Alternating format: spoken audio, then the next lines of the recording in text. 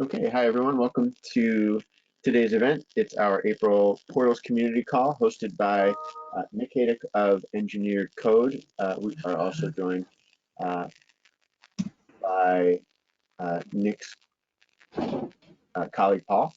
As we get started, please know we do always welcome your questions during events like this, so enter them anytime in the questions queue. I know Nick has some prepared items, but he's also always taking questions in these events. We're also recording today's event, and we will be sharing that with you afterwards as well.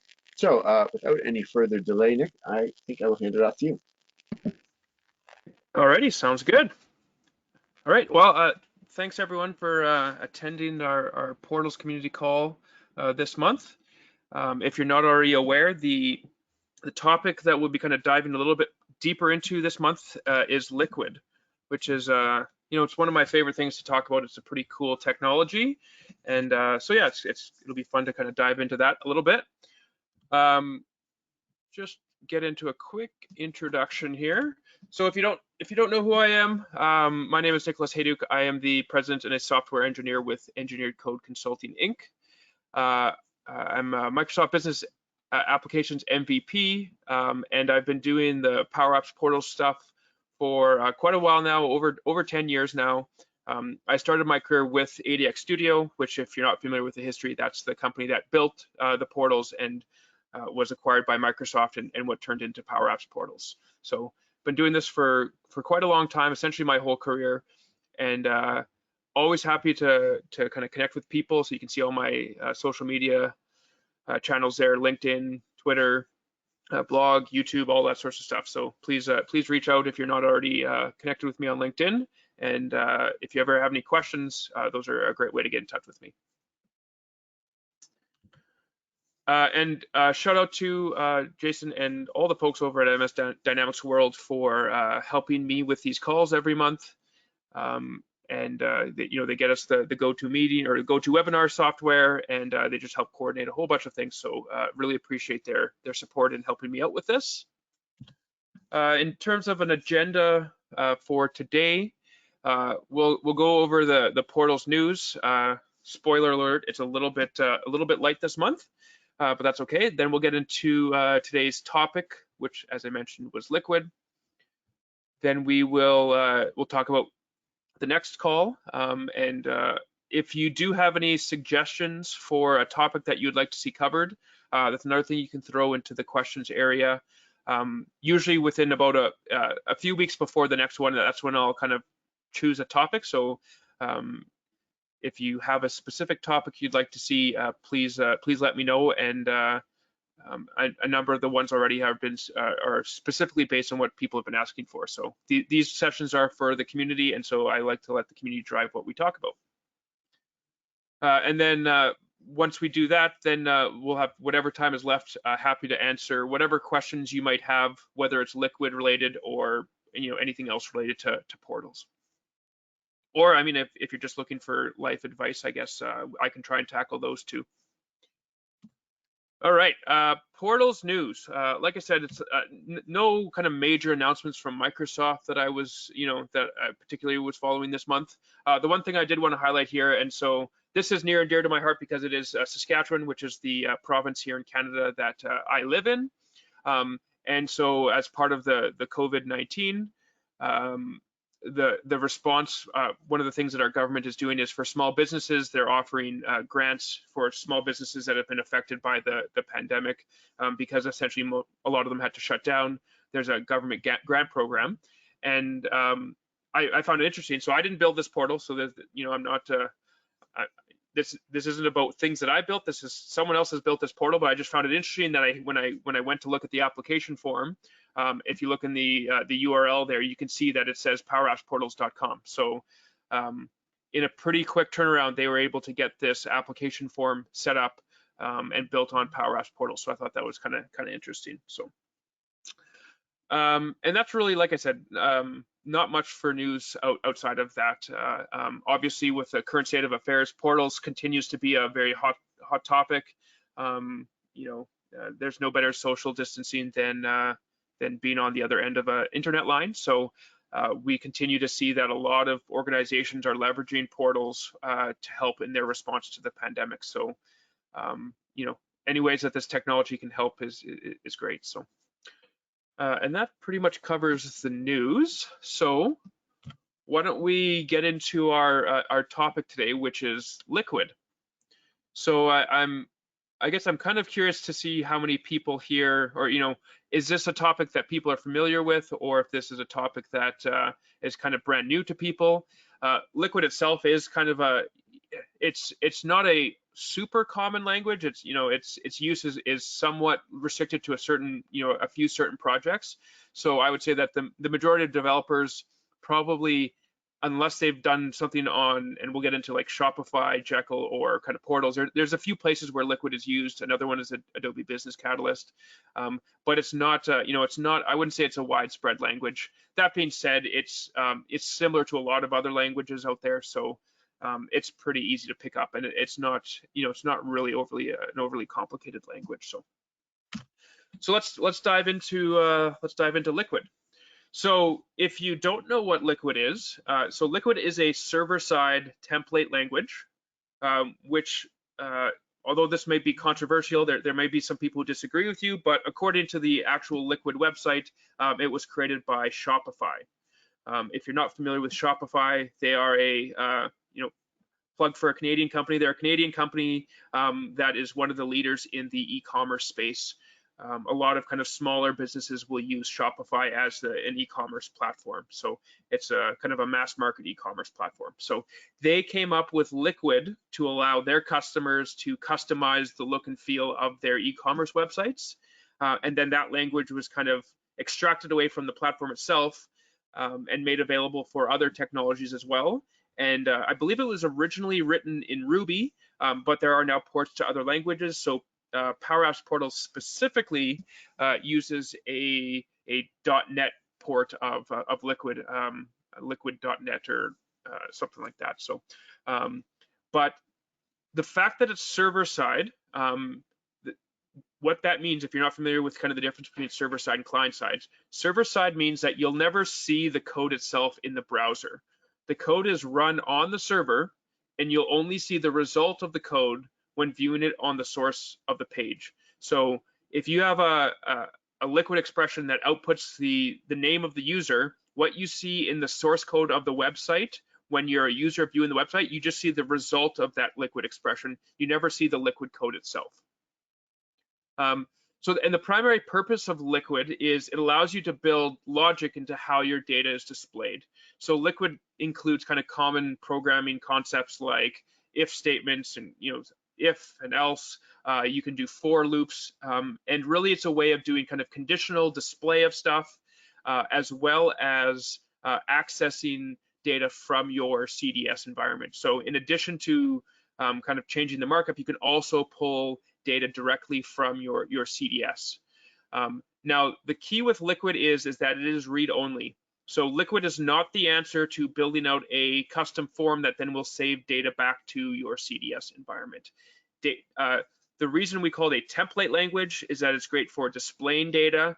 You can build all sorts of complex interfaces that allow you to view data, but there's no create or update or delete opportunities with Liquid. It is read-only. So that's kind of the big limitation with Liquid. Whereas other technology, if you think of other server-side languages like C#, often you can be calling other APIs and doing CRUD operations. Liquid is meant for displaying data, not for editing data. So what does Liquid actually look like? So Liquid code is wrapped in either the curly braces, mustache, whatever you want to call them. So it's the kind of the two curly braces or the curly braces with the percent signs. So the difference between the two is that the two curly braces is used when you want to output something to the rendering of your HTML page. So when you put something there, whatever that expression is, you usually kind of ends up being some sort of string. The curly braces will actually output that to the rendering of your page. Whereas the curly braces with the percent signs are an expression that doesn't have any particular result that you want to see on the page. So for example, if you want to assign a variable or statements like for for loops and if statements. Because those don't specifically output anything, you use the percent syntax. And so those ones that's where you write your liquid code, but it doesn't actually output anything necessarily for that particular expression.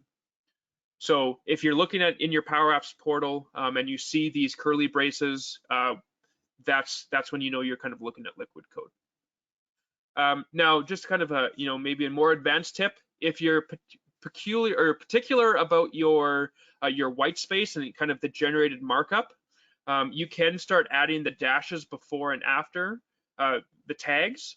So what that does is, if you use those, what it does is that line doesn't add a line of white space to your rendered markup. So if you're looking for that nice pretty markup at the end of this, and you're having to insert your liquid in there, if you use the dashes, that dash syntax you can see there, that particular bit of liquid won't essentially add another line of white space to your markup. So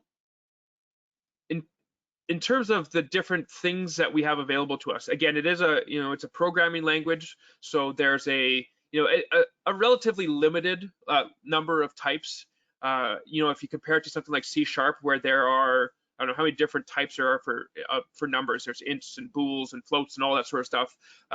In Liquid, they kind of just say, hey, there's a number. There's strings, there's booleans, there's arrays, there's dictionaries, there's date times. So they got all these different types. So like I said, it's a more of a limited subset. You can still generally represent all your different types of data, but again, it doesn't get into all the different, there's not a time span, there's not a date versus a date time, all that sort of stuff. So they keep it pretty high level. Then in terms of the tags that are available, again, I mentioned that there's, if, unless, else if, else, case. So there's a case statement, which is like a select statement. In terms of iteration type tags, there's for loops, there's cycles, there's another one that's table row, which is kind of an edge case. I don't tend to use table row a lot. There's ways to interact with variables, so you can assign variables, which is the way to kind of essentially create a variable and assign its value. There's a capture tag. There's also ways that you can, and you'll see this quite a bit in portals, is there's kind of ways that you can abstract and create layers of your liquid code. So you can do things like include. So you can define a template and then you can include it in other areas. You can do blocks, which are used with include to kind of define areas that you can override. So there's this kind of inherited structure that you can build into Liquid, and that's using kind of the include, the block, the extends, as well as there's tags like you can add comments. You can use raw. Raw is used when you want to display Liquid, when you want to actually output the Liquid syntax. So often used when you're kind of wanting to show some Liquid code on your website, you can use the raw. So again, this is just kind of a small sampling of the available tags, but just to give you an idea of the kind of capabilities that Liquid offers as a language. So in addition to tags, there's also something called filters. So filters are, you can think of it as essentially like chaining function calls. So what you do is you use filters to modify an expression. So and the syntax looks like it uses a vertical bar, or some people call it the pipe syntax. And essentially you can chain these things together. So you can say, you can start off with a number, and then you can start doing math operators to say add 3 minus 2, and you can kind of chain these things together. And so that's kind of it's roughly equivalent to being able to call these functions. Now, the one tip that I would give with regards to filters, and this is something that I run into all the time, is that be careful about using the result of an expression that uses a filter directly in tags, like an if statement. So you're better off assigning that variable, or you're better off creating a variable and doing that rather than using that the expression with a filter directly in an if statement. So for example, if you have a statement that says you have a number and you say, I want to add 5 to that number and see if that number is bigger than 7, what I'd recommend you do is you say assign a new number that is that number plus plus whatever you need, and then use that new variable in your expression. If you try and use an expression with a filter at the same time as in an if statement, I find that you'll run into challenges there. It won't work the way that you expect. So just something to be careful of. And I'll present an example when we kind of get into the actual code itself. So in terms of what filters exist, filters are not something that you typically add yourself. You're just using kind of the built-in ones. So again, this is just a very small sampling of what you can do, but when you have an array, say, you can check the size of it.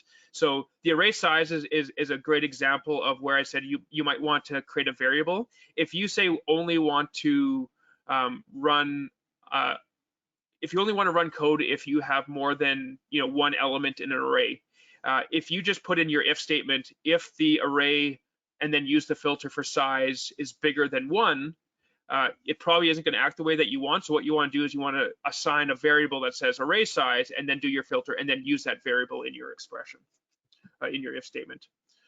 So again, so we got arrays where we can concat. You can get the size of it, you can get the first element, you can group by, join by. Again, there's probably a couple dozen options under array.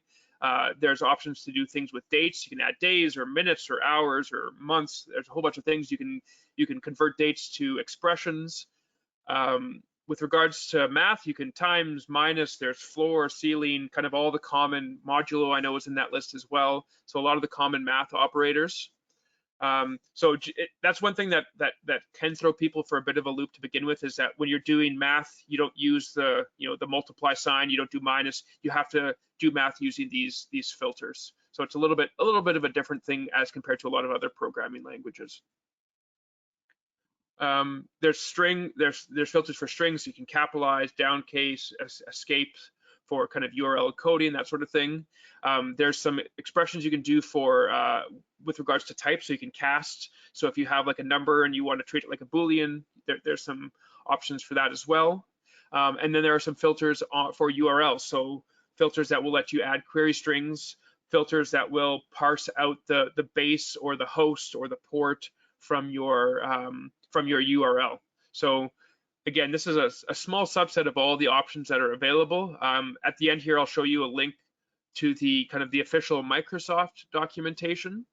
Now, what I do want to point out is that the Microsoft implementation, I believe, again, uses kind of the .NET flavor of Liquid. So, and there are different implementations of Liquid out there. So while you can refer to other sources for Liquid, just know that you kind of have to take it with a grain of salt, whether that particular Liquid filter may or may not be supported in portals.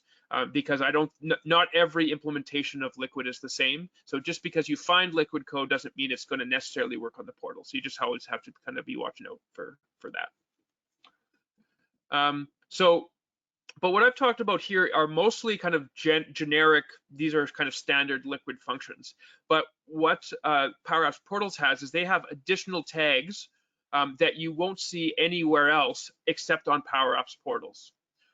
So as an example, here's a list of some of the tags that you can access when writing Liquid. And again, these are just specific to Powerups Portals. So one would be a chart. So if you've ever been involved in trying to put charts from CDS into your portal, the way that you do that is with Liquid. Same with Power BI. If you're wanting to embed Power BI on your portal, you do that using a Liquid tag. There are tags to put editable kind of front-side editing controls on there. You can put entity lists or web forms or entity forms onto into your web templates using these specific tags. We'll talk about fetch XML in a bit, but to me, that's probably that's the coolest of all the portal specific tags. It allows you to actually run fetch XML queries and return the results, and then you can loop over them in Liquid and kind of do what you need to do. So it's a very, very powerful tool. Like I said, there's a large number of portal specific tags that again only work if you're on Powerups Portals. So really the only place you'll see documentation for that is on the Microsoft website. Or potentially if you're searching for them, you'll see them on the old ADX Studio community site as well. Now, In addition to those tags, there's also a number of objects that are portal specific. So there's the entities object, there's the user object, request object, page object. Again, a whole slew of these different objects that are very portal specific. So when we talk about kind of getting familiar with Liquid, it really is getting familiar with all these options that are available specific to portals, and understanding how to use them and how to kind of get what you need done. So in terms of where can we actually use Liquid?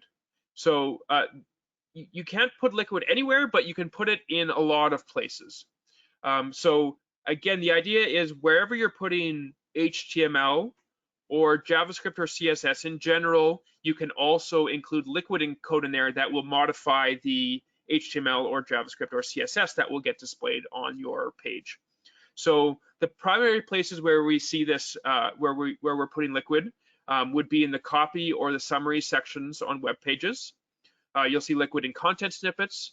You'll see Liquid in web templates, and web templates are probably the biggest place where you'll see Liquid code. And specifically, and what we'll get into in a second, is the website header and footer. Liquid is also supported on the custom JavaScript and CSS attributes that you'll get on a web page, and then the custom JavaScript that you got on the entity lists, entity forms, and web forms. If you really want to get into the weeds, there is one specific case where Liquid isn't supported for entity lists when you're using custom JavaScript. I've got a blog post on that. So if you ever run into a case where you look at the source code and you actually end up seeing Liquid rendered, it is a kind of an edge case, and so just check out my blog on kind of what's going on there. So again, these are all the different places where, when you're generally putting in HTML or CSS or JavaScript, where you can enhance that JavaScript or HTML or CSS by putting in the tags that we talked about earlier, the Liquid tags. So so what I want to do next here is just do kind of a walkthrough of of one of the web templates that comes out of the box with the portal, just to kind of give you a sense of what does it mean to be using Liquid. So I'm just going to bring that up here. So I'm going to just show my win browser over here. So this is a Powerups portal that I just spun up yesterday. So this is completely out of the box, this particular web template. So if you're if you're not familiar so much with Powerups portals, what I've done here is I've gone into the model-driven app, the portal management model-driven app, and I've gone into web templates. And then within the web templates, there's a whole bunch of web templates in here, and you can see almost all of them start off with this curly brace % syntax, which that means they're starting off with Liquid. So most if not all of the layouts that you will see here in the web templates will be using Liquid in some form. So again, I'll just go back to the header because there's a lot going on in the header, and so I just kind of want to walk through that and show you where Liquid is being used. So our very first line here, as I mentioned, is Liquid. This is showing you a number of things. So this is showing you the fact that we're using the % sign. So that means that if we were to look up the markup of the page, where this is, there's no output. This doesn't actually output anything. We're just using this to assign the default lang variable. We're then using the settings object. So these are the settings that are the site settings. So again, in portals, we have the concept of, site settings right here. So this settings object gives you access to your settings as if it were a dictionary. And then we're using, you see here, the kind of the vertical bar or the pipe character.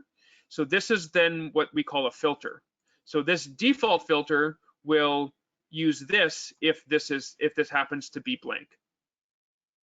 So again, we're using the % signs here because this doesn't actually write anything out to the page.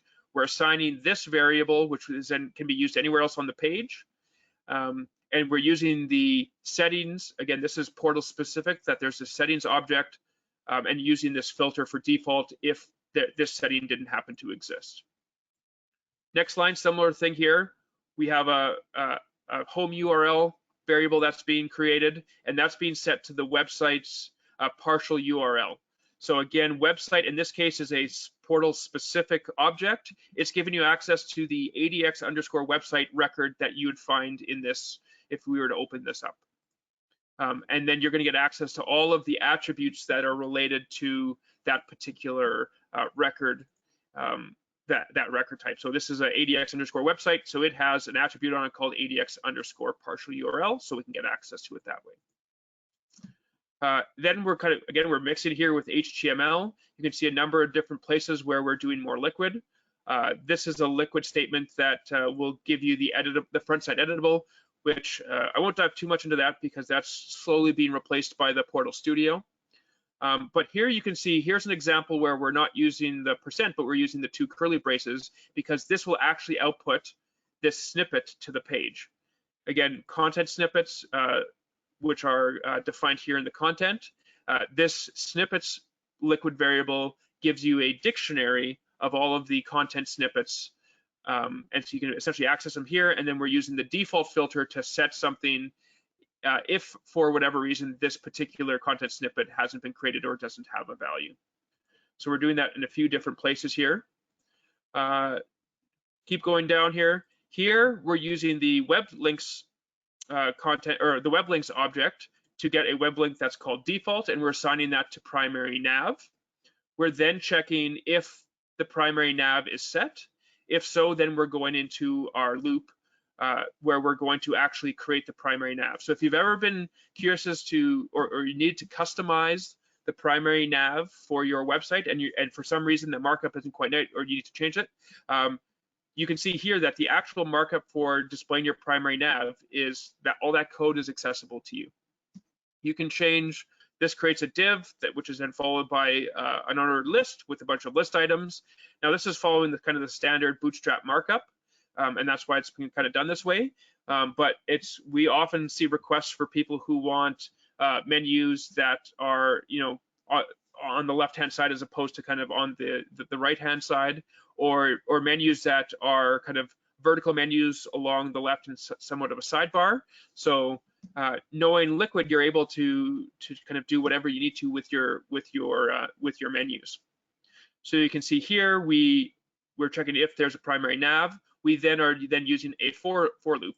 So that primary nav variable has an object that gives us all the web links in that particular web link set, and we are just looping around them where each link in there has been given the link variable. Within a for loop, there are kind of special things you can do to see, hey, is this the first one in the list? Is this the last one in the list? So there's some special objects that you can discover in the for loop. And then again, here it's just a bunch of conditional logic that says if this value equals this, then do this. And so the whole menu, like I said, is kind of built out in Liquid. So relatively complex Liquid implementation here. Again, this is all about reading data, so you can't use it for editing data. But the fact that Microsoft has built out the whole navigation menu using Liquid shows you, that it's a pretty powerful technique that you can use. Let's just see if there's anything else kind of worth mentioning. Again, just a bunch of essentially if statements, checking for the different conditions, whether there's an image, how do I want to display the image, if the image starts with a dot. So for example, here, if you go back to your home page, back in the olden days, the home page used to have an icon instead of an image. So that's what this check is doing. It's saying if the image URL starts with a period, show it as a this was right here, show it as a font awesome icon instead. So again, all that type of logic is built right into this web template.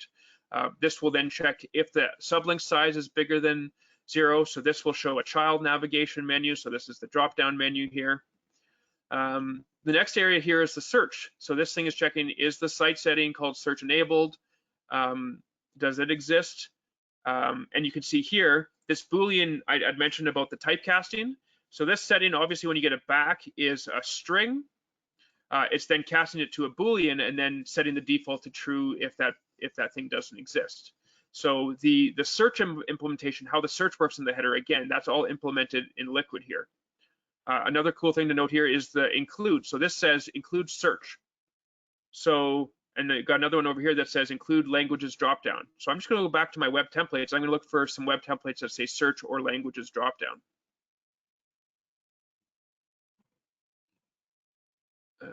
So we got languages dropdown. So when you use the include tag, all you have to do is you have to create another web template with that name, and then you can kind of architect your Liquid in such a way that if you need to reuse stuff, you can do so very easily. And then same with search. So whatever happens to appear in this web template, which again, fairly complex implementation here, all of that code is stuff that you can modify if you need to, and it's also a great place to learn how Liquid works. There's probably no better way to learn than kind of referring to the documentation and just looking at all these different examples that have been implemented, because you have the essentially what is the full source code for those.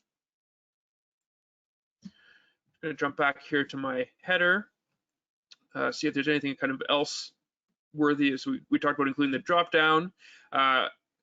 So there's this if user. So this is probably one of the most common tags or objects to be using. So the user object, again, this is something that's portal specific, that will give you access to the contact record of the currently logged in user. So obviously if user is null, you're gonna not get into that, and that tells you that you're not authenticated. But if you are authenticated, it's gonna go into here, and then you can start accessing attributes of the contact, such as the full name or really any attributes of the currently logged in contact. So like I said, user is something that we use all the time. A lot of the Liquid you'll see will do things that say, if the logged in, is a person logged in? You can also find out what roles someone's a part of using Liquid. There are attributes on the user record that will give you their role. So you can say, is the user in this particular web role? That's all things that you can do in Liquid. Again, here, this is just kind of showing some navigation that's specific to people who are logged in. And if you're not logged in, it is putting in the link here for the sign-in. Finally, here, we've got some other code here. This is doing a substitution. That's probably a little bit too much into the weeds to get into substitutions. And then down here, we've got some JavaScript, but no Liquid in the JavaScript. I'm not seeing any questions so far, so I will keep going. But if there are any questions about anything that I'm showing you, please feel free to throw them into the questions area, and I will address those. We've also got Paul, who's does a lot of portals work as well, so he might be able to jump in too if you've got any questions. All right, so I'm going to jump back to my presentation here. Now, in terms of this is a question that I see a lot of, is should I use Liquid or should I use JavaScript? And often the answer is you want to use both.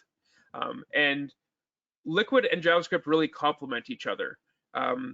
As of today, and if you're following Portals news, you know that there's a CRUD API that's coming. But as of today, there's no way in JavaScript to read data from Dynamics. But we know that we have those capabilities, whether it's through Fetch XML or through the entities, to grab that data from Dynamics. So you can use a combination. You use them together to do things that you couldn't do if they were apart. So the thing to keep in mind that when you're mixing Liquid and JavaScript is that Liquid is rendered on the server, and then JavaScript is sent to the browser and then interpreted by the browser. So you have to keep in mind when things are going to get evaluated, and understand that you use Liquid to essentially create JavaScript. In the same way that you use Liquid to generate HTML and to kind of craft your HTML, you can also use Liquid to craft your JavaScript. I see one question here. Any limits on nested templates? So it's from Jim. So I don't know if this is like a trick question. I'm not aware of one. Jim, if you Jim Novak is a MVP as well and does a lot of portals work. I'm not aware of any nested templates, limit on nested templates. We've done them pretty, like 5, 6, 7 levels deep, I'm sure, and haven't run into a limitation that I'm aware of. So I think you can kind of nest them as far as you want, as far as I know. So anyway, so getting back to this, mixing it with JavaScript. So again, it's important to understand that the liquid gets evaluated first on the server, and then whatever kind of is generated by that liquid gets sent to the browser and is interpreted, and it interprets the JavaScript. So I just want to kind of give a little example here. So this is the oh, just go back here. So this first line here, that would be, if you're just starting to get into liquid in JavaScript, this might be the approach you would take. In this case, what we're doing is we're setting the page's header to include the name of the user.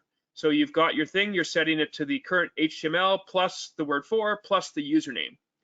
But the problem is that this evaluates to this JavaScript, which is not syntactically correct JavaScript and will give you errors because this is not a variable anymore. This thing just outputs whatever the user's name is. So you have to do what's on this line down here, where you actually put your JavaScript or your liquid in the JavaScript string, because that will generate what is valid JavaScript, where the name is part of the string.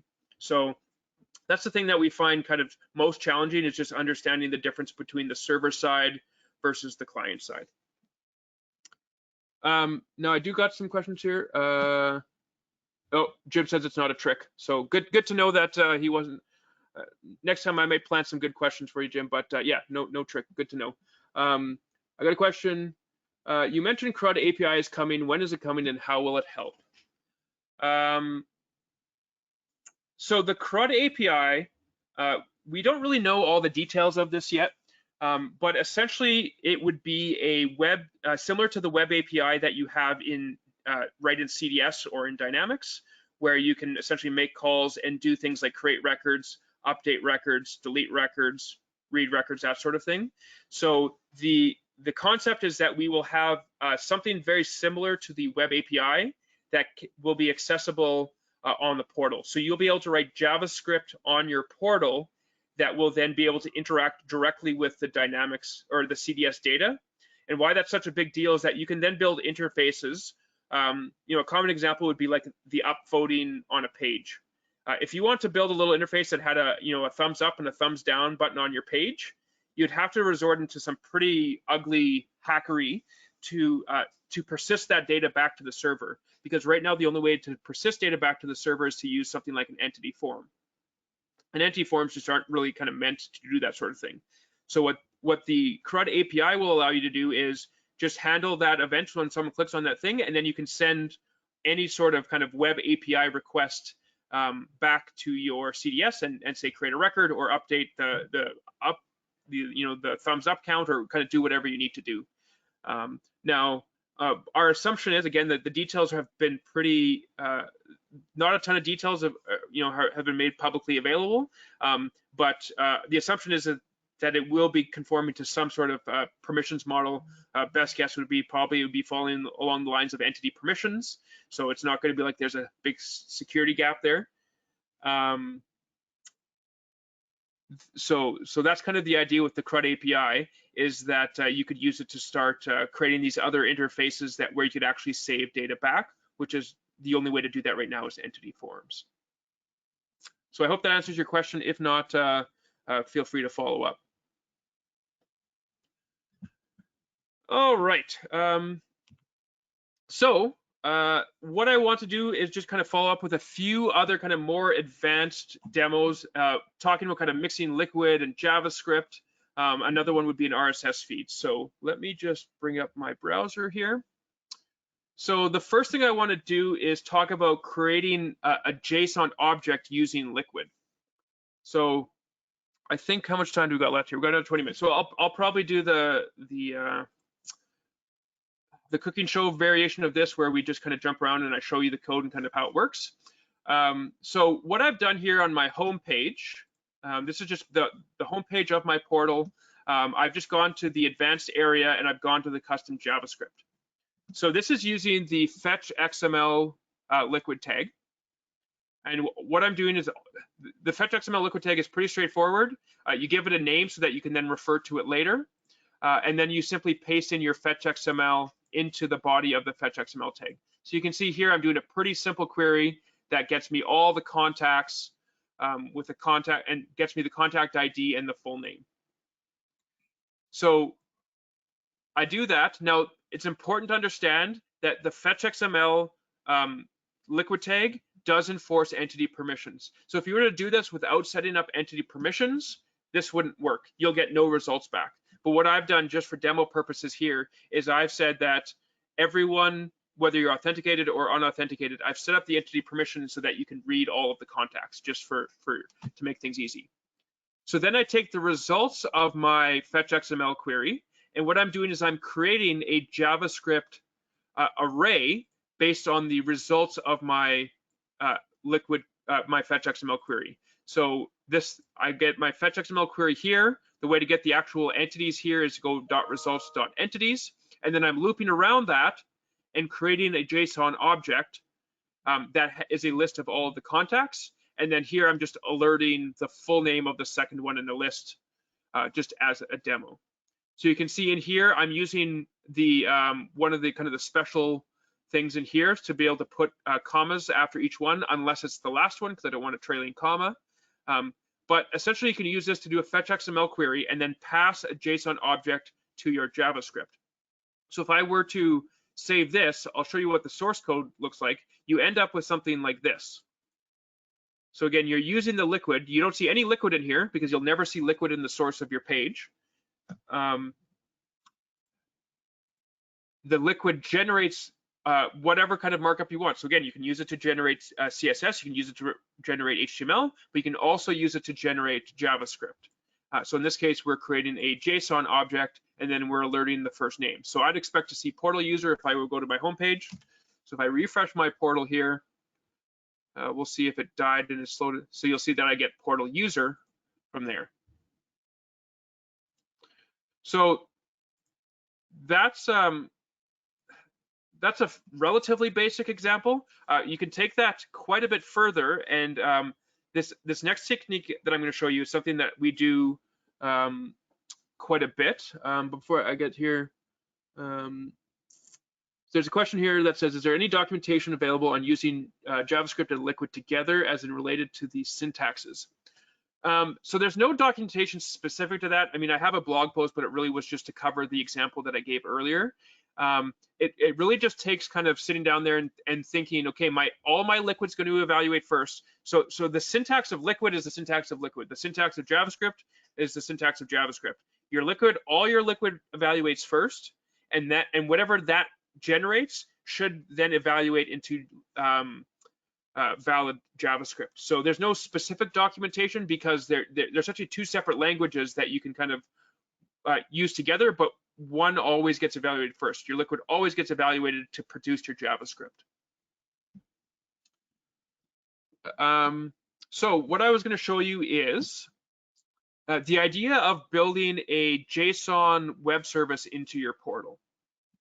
So if I jump over into what I've done here, I've set up, I'll just start from the beginning here. So I've got a page template that I'm using called web service. Now this web service is a web template type and uses a web template for rendering. The key here is that I've said use website header and footer, and I've set that to no. So that means that when you uncheck this box, when you don't use the website header and footer, your website or your web template is 100% responsible for generating the response that the user sees when they visit that web template. When you click that, when you have that enabled, obviously you'll see the header and footer, and it includes the HTML head tag and all that sort of stuff. When you uncheck this, if it doesn't appear in your web template, it will not show up at all in the rendering of your page. So I've unchecked the use website header and footer. I'll then get into my source code here, and then we'll dive into the source code in just a second, but I'll just show you that I've then set up a web page called web service test, which is it's a child of my home page. The partial URL is web service test, and it uses the page template that I've set up. So there's really nothing more to this page other than I've set up a page that uses a page template that uses the web template that I've used, and I've turned off the website header and footer, which means that my web template is completely responsible for rendering out the page. So let's look at what I've done in this page. I've done a fetch XML query. not too different than what I did before. The only difference is that I've added a filter condition in here. So this filter condition is saying I only want to get it where the first name contains something. But you can see here what I'm doing is I'm putting even more liquid in to get a query string parameter. So this request.params will go through the query string parameters that have been added to the page. So what this allows me to do is a fetch XML query that will get me all of the contacts where the first name contains a value that I pass in on the query string parameter. I then take that fetch XML query, I then loop around the results and I output an array, a JSON array of all of the objects that have been returned in my result. So let me just bring up Postman here and I'll show you kind of how that looks. So I've got my web service call here. I'm clicking send on it and I've passed in a search parameter of some kind of garbage stuff and I'm not getting a result, but I know that I have one called portal user. So if I just type in say pour, click search, I now get a result back with portal user in it. So I've essentially created a page on my site, and this is the full response. Again, there's no HTML in there, there's no header, there's no footer. Whatever's in my web template, that's all responsible for generating this response back. So you can essentially create what are pages on your portal, but act as a web service that you could then call using JavaScript on another page to get you these results. So you could essentially do an AJAX call from a different page that calls this page, passing in different parameters, and it will return you back the different results here. So that's what we're talking about when we say essentially creating a JSON web service using the fetch XML tag with kind of dynamically generating your fetch XML. That's the other thing we do quite a bit is you can use fetch XML, or sorry, you can use Liquid within this fetch XML to add different conditions depending on the situation. So because this is just markup in here as well, you can use Liquid within this to generate your fetch XML. So like I said, it's a pretty cool technique that we use quite a bit to extend the portal in lots of different ways. And then along those similar lines, I just wanted to point out that there is some kind of Microsoft documentation where they show you how to do something similar, but instead of generating a JSON object, you can actually generate an RSS feed. So if you're looking to do a custom RSS feed for one of your custom entities, you can do that. So they've shown you again, you create a web template. Here is the template of what an RSS feed looks like. They're then, in this case, they're using a different technique to get the data. So another way to get data is to use an entity view. So that's a great way of getting data if you are wanting it to be based on a view that you've defined in your CDS model-driven app. So you can do that. It then pulls in each one of the records and it outputs at that. Again, here they're just going through the same thing. You see, say, note that we deselect use website header and footers for the exact same reasons that we talked about in the other one. And in the end, you can produce an RSS feed. And again, that's all using kind of Liquid to do that, and different ways of interacting with your CDS data. Okay, so I'm just gonna, let's see, are there any questions here? No, I think that's it for we have on the questions. So the best resource that I can point you towards is the Microsoft documentation. Let me just kind of, let's go back here. Let me just copy that. If I go back to here, so that's it. That link essentially takes you to here. So in here, you can see there's all the available Liquid types. When we were talking about all the different filters, they've got examples of all the different filters. You can see that the filters is a very, very long page with all the different options. So I would say that the documentation for this is pretty solid. There was a fairly big gap before, to be honest, in the documentation, and that was the fact that the fetch XML tag wasn't documented. But I noticed that as of January, they've actually got the documentation here on the template tags. So the good news is that even that's documented now. So that's really your best resource for learning Liquid is the documentation on the Microsoft website. All right, so I'll wrap things up here from the kind of the agenda perspective, and then if there happens to be any other questions, we can take them then. So the next call is May 20th at same time. That is a Wednesday instead of a Thursday, in case you're paying attention. So that will be our next call. Again, if you have any suggestions for topics that you'd like to see covered, very open to that. Again, I want to thank MS Dynamics World for kind of helping us with this Portals community call every month. And I will leave it with some Q&A. See if is there anyone else who has any questions that they want covered, whether it's about Liquid or anything else, whether it's Powerups portals or other types of portals for the Common Data Service. I'd be happy to answer those now. Okay, I got a question here that says, any comments on the Power BI tag? Yeah, so the Power BI Liquid tag, I don't want to say it's soon going to be obsolete, because so what they're doing is they're building out the Powerups Portal Studio, and that's going to include easier ways of doing some of these things. And so Power BI, I know it's on their list of things to do, and to be honest, I'm not sure when it's going to be released. But I think it's part of this April, part of the April release wave. So I'm not sure the exact dates on that. But essentially, there's going to be like a WYSIWYG, like step you through the process method of creating the link to Power BI. The thing to understand though is that underneath the scenes, all that's going to do then is going to drop that Liquid tag into your markup. So whereas kind of citizen developers may not need to know how to do that. If you want to be a little bit more advanced, you can definitely still use the Power BI tag. I would say in general, the Power BI integration is, it is what it is. You can either, the problem that most people have is around security. So if you want kind of real security and filtering based on the current user, you either have to go with Power BI embedded, which I understand is kind of a different price point than just Power BI Pro. Otherwise, your three options with Power BI are essentially to publish the report to web, which has obvious security implications.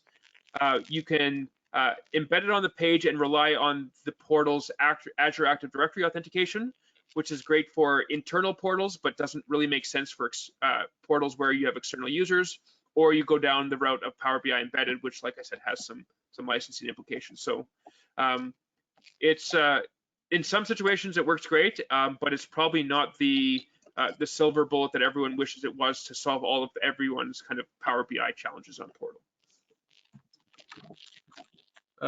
So then says, I guess we're all waiting for the CRUD API to get creative. Absolutely. I mean, the CRUD API is going to change the way that we do, a lot of projects. Right now, there's companion apps, which are the technique that are similar to the web API. The CRUD API is not going to eliminate the need for companion apps. It will only eliminate the need for companion apps that only touch CDS data. But it's going to take a lot of, there's a lot of cases where we choose not to go down the road of a companion app to implement a small little feature like I said, a thumbs up, thumb down type page. And it's just going to make those situations really simple to do. So we are very, very excited for the CRUD API. My understanding with that, I think it's the July timeframe where it comes out in public preview. So it's not, it's not next week, and even then, at that point, it's public preview. So before it's actually generally available, it's still not in the kind of immediate timeframe. But we are definitely very excited about that particular technology. I've got a thank you, and I think, Paul, have I missed any other questions? I don't think so. No, I don't think so. No.